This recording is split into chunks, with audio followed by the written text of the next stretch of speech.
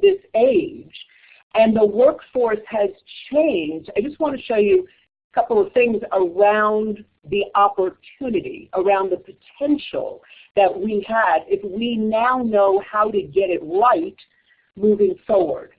So this is a piece of research that's a few, from a number of years ago, but really, really good. If you've got somebody who, when we talk about job complexity, low job complexity, so this might be somebody who works in, a fast food restaurant, makes hamburgers, greets customers. And what this is saying on the slide came up all together here. The lowest 1% performer against the top 1% performer, look for the delta. And what they saw was that the highest 1% performer was 3 times more productive.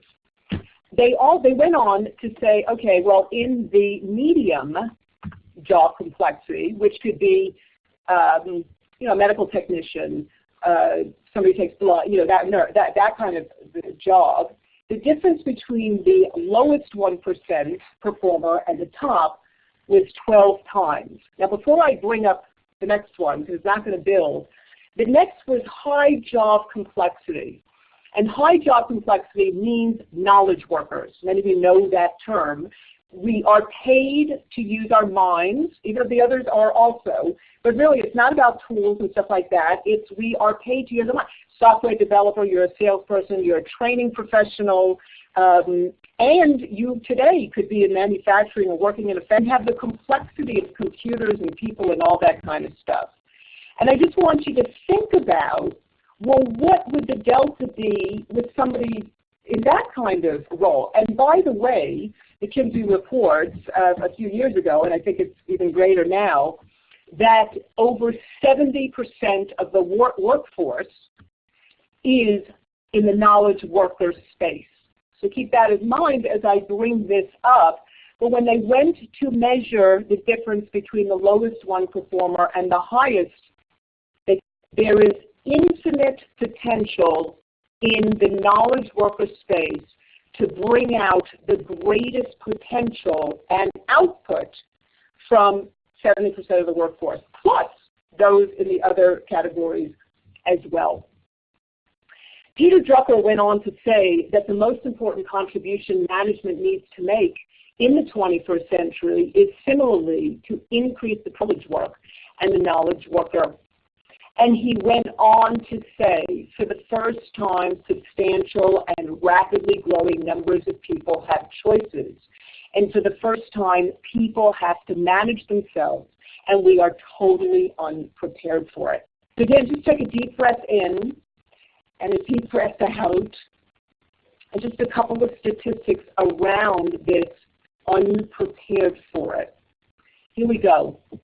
94% of knowledge workers at some point have felt owned by information to the point of incapacity.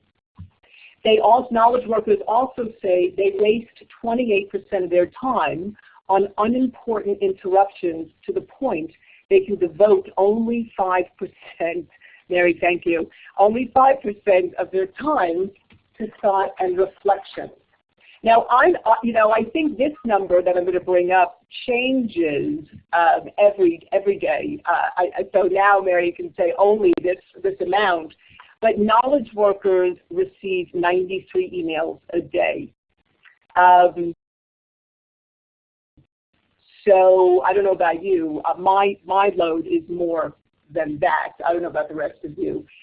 But when you think about it, that we're asking people to use their minds today, and we are being bombarded, not just by email, but by interruptions, by other people, by our bosses. And I think one of my favorite things in the last couple of years, how about this one? The matrixed team, right? It's no longer just about I'm reporting to my functional team leader. I have lots of other people that are coming at me with stuff too. So I want to point out, just along with this, we at Franklin Covey have been doing a survey since 2005. And get your math hats on, because I'm about to ask you to do a little math. And we've been surveying them and asking them about where they put their attention and their energy, do they think? And this is their perception. They told us that they think they put their attention and energy on important things about 60% of the time, and unimportant things 40% of the time.